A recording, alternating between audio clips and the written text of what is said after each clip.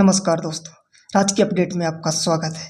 दोस्तों, अगर आपके पास एक बैंक अकाउंट है या फिर एक ही बैंक की कई शाखाओं में अकाउंट ओपन करवा लिए हैं, तो आपने कभी ये सोचा यदि ये बैंक किसी कारणवश डूब जाते हैं या दिवालिया हो जाते हैं तो आपके पैसे का क्या होगा। आइए जानते हैं विस्तार से इस पर बैंक का नियम क्या कहता है। दोस्तों, वैसे तो कोई भी बैंक आसानी से डिफॉल्टर नहीं होता है। जब भी किसी बैंक पर ऐसा संकट मंडराने लगता है तो सरकार उसका बड़े बैंकों के साथ मर्ज कर देती है।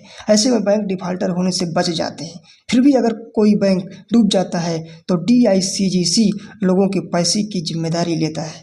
आइए जानते हैं क्या है ये DICGC। इसका फुल फॉर्म होता है deposit insurance and credit guarantee corporation. ये RBI की सहयोगी संस्था है।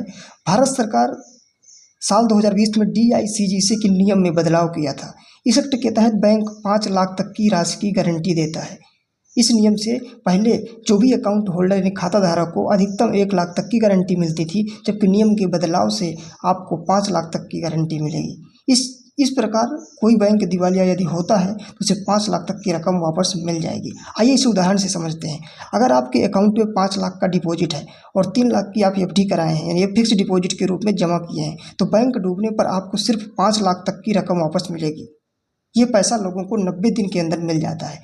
इस प्रकार यदि बैंक अलग अलग शाखाओं में यदि 5 लाख से ज़्यादा जमा किया है, जैसे SBI की बैंक की एक शाखा में 4 लाख और दूसरी शाखा में 3 लाख और तीसरी शाखा में 2 लाख जमा किया है, तो तीनों को मिला करके उसको सिर्फ 5 लाख तक का वापस मिलेंगे यदि बैंक डूबता है। और बाकी शेष जो उसका ज़्यादा है तो उसको हानि हो जाएगी, उसको नुकसान हो जाएगा। यह एक बीमा कवरेज की तरह होता है जो सभी बैंकों पर लागू किया गया है और सभी बैंकों के द्वारा बैंक डूबने पर प्रदान किया जाता है।